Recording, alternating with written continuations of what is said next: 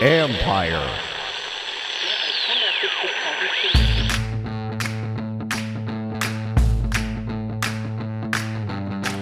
Hello and welcome to my podcast. Do me a favor, subscribe to the John Conn Report wherever you get your podcast. You're watching on YouTube, like button, subscribe button.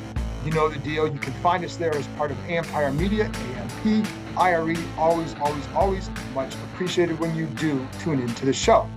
So today is Friday. That means predictions and keys to the game. There are 3 keys to the game, but I'm going to give you a 4th and start off with this one. It's all about Carson Wentz. Before I get there, let's get to the injuries because it's a big deal, I think, for this game. Defensive end Casey Toohill and defensive tackle Daniel Wise both ruled out for the game already on Friday. Toohill with the concussion, Wise with the high ankle sprain. Neither one is a big surprise. The other addition to the list was linebacker David Mayo is now questionable with an ankle injury. Defensive end James Smith-Williams also questionable with an abdomen injury. Smith-Williams felt confident on Thursday that he'd be able to go. We'll see. They always feel confident early in the week. We'll see what happens on Sunday. My guess is probably a game time decision, but that would be, they need to have him in there considering they're now thin along the defensive line. That's going to be a problem spot on Sunday. So let's get to, a couple more things. Cam Curl, he will play. That's not a surprise either, given what we've known all week, but he's not even on the injury list. He's going to play. Cole Turner, the tight end, for people who have been wondering about him and asking about him, where is he, when's he going to play? Keep this in mind. They use 3 tight ends, and they keep 3 tight ends active in a game. So you obviously got Logan Thomas and John Bates. Well, a 3rd tight end right now is Armani Rogers, and he's playing well, especially on special teams. That's a big key. If you're going to be the 3rd tight end, you better do well there. He is. That's probably why he's going to stay active and why Cole Turner may stay inactive for the foreseeable future and this allows Turner to get caught back up with the offense. Right now, they're okay. They are clearly okay without him because you got Thomas, who's improving, getting back from the ACL, and Bates, who's very solid and excellent blocker. And if they need to have a 3rd tight end, you can put Rogers in there. I think as Turner gets more acclimated to the offense, I think that will help him. It was a big deal for him missing as much time as he did during the summer. So let's get for a minute or so on Carson Wentz. And obviously, this is going to be a big game for him. He has talked about this game with teammates. He talked about it during the summer with them when he'd just be out golfing or whatever. And he would tell them, he's a highly competitive guy, so he doesn't want to put extra significance on this one. Those were just private conversations, not just what he says publicly.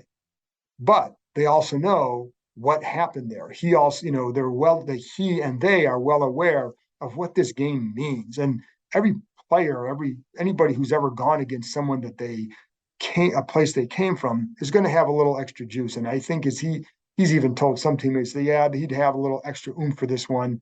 There's no doubt about that. I mean, he's only human. So, but what he can't do is then take that and try and win the game himself. He needs to do what he's done the first 2 games and make good decisions. Yeah, there've been a couple picks. That's going to happen. There's also been 7 touchdown passes, and the picks result from not as much bad decisions as it was maybe a late throw, an unlucky situation where Trayvon Walker makes an unbelievable pick.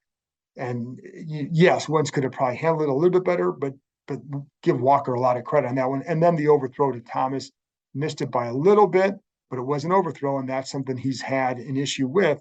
But again, it wasn't a bad decision. Wentz has made good decisions since he's been here, and he needs to continue doing that on Sunday and let the talent around him be the guide. Let them win the game for him, or let them move the ball on offense with those receivers. He doesn't have to force it. There have been times where I know the knock is that he holds the ball too long. And there are other times where I've seen it where if he had held the ball a little bit longer, then this in-breaking route to Jahan Dotson is open.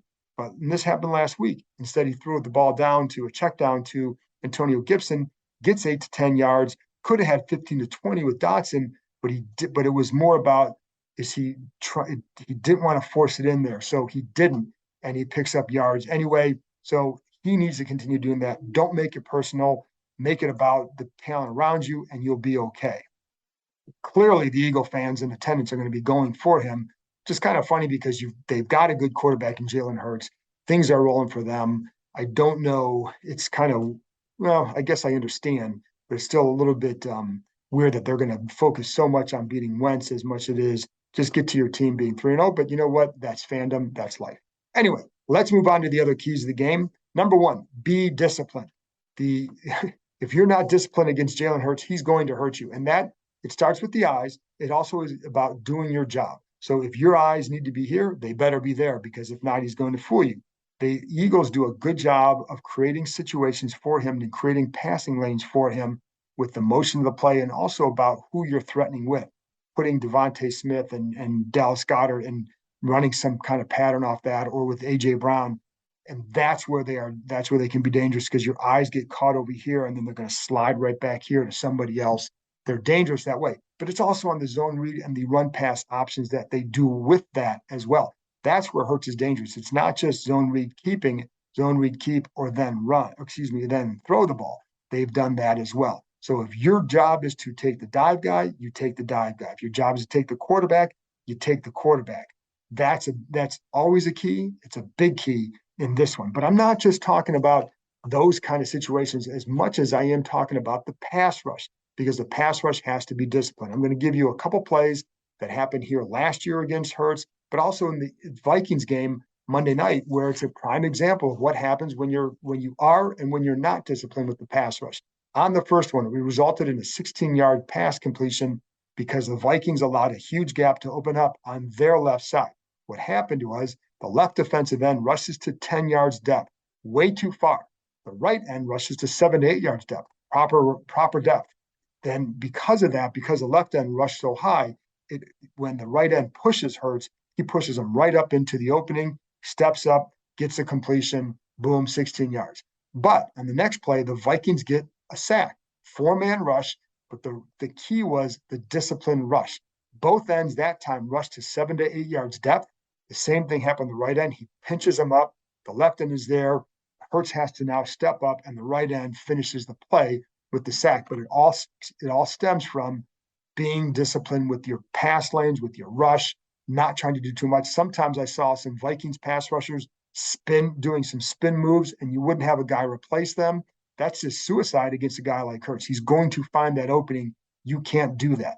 Last year, this team did an okay job at sometimes doing it, but there were a couple plays. I want to point this out. One time is Bunmi Rotimi, one time rushes to 10 yards depth. Again, too far.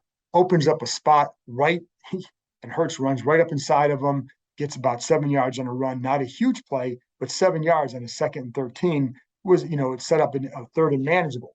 Another time in the red zone, Washington they dropped Rotimi into coverage. So that means the tackle now has to slide out to the outside when he rushes. Well, he didn't do that. So then Hurts gets pushed up to that side, rolls outside, hits Goedert for 18 yards in the red zone inside the 5, setting up an easy touchdown. But it was all set up because of a lack of discipline on the pass rush and not doing your job. You have to do that in this game if you want to slow down Jalen Hurts. And they have to work together. When I think they've been better at that, I think with John Allen and Daron Payne, especially in Montez Sweat. But this is where losing that defensive line depth is going to take a hit, because now you're going to be putting in some guys that haven't played as much and their familiarity with the guys around him, etc. You're going to need Shaka Toney to probably play. Where they miss with Tuhill is that he's a more athletic defensive end than a James Smith-Williams, for example. When you're facing a guy like Hurts, you need that. And Tuhill has the size. Shaka Toney has the athleticism, but he doesn't have the size to play against the run. He's a pass rusher. You can do some things with him in those situations that help, and I think they're going to need that on Sunday. The NFL action is in full swing here at DraftKings Sportsbook, an official sports betting partner of the NFL. We're talking touchdowns, big plays, and even bigger wins. New customers could bet just $5 on any NFL team to win and get $200 in free bets if they do. And if that's not enough, everyone can boost their winnings with DraftKings stepped-up same-game parlays. Right now, for every leg you add, you can boost your winnings up to 100%. With payouts bigger than ever, why bet on football anywhere else? To make things even sweeter, you can throw down on stepped-up same-game parlays once per game day all season long.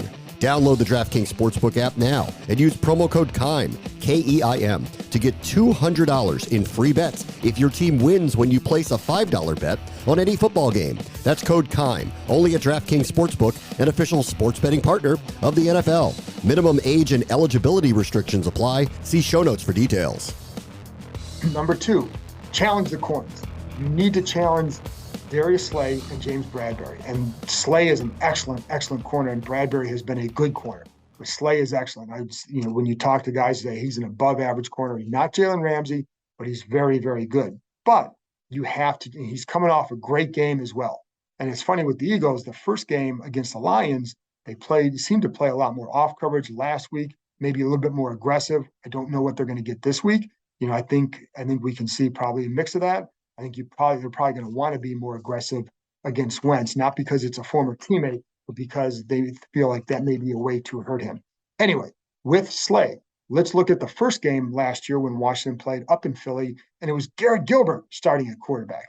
On the first drive of the game, if you remember, Gilbert hits Terry McLaurin with a 49-yard pass at Slay.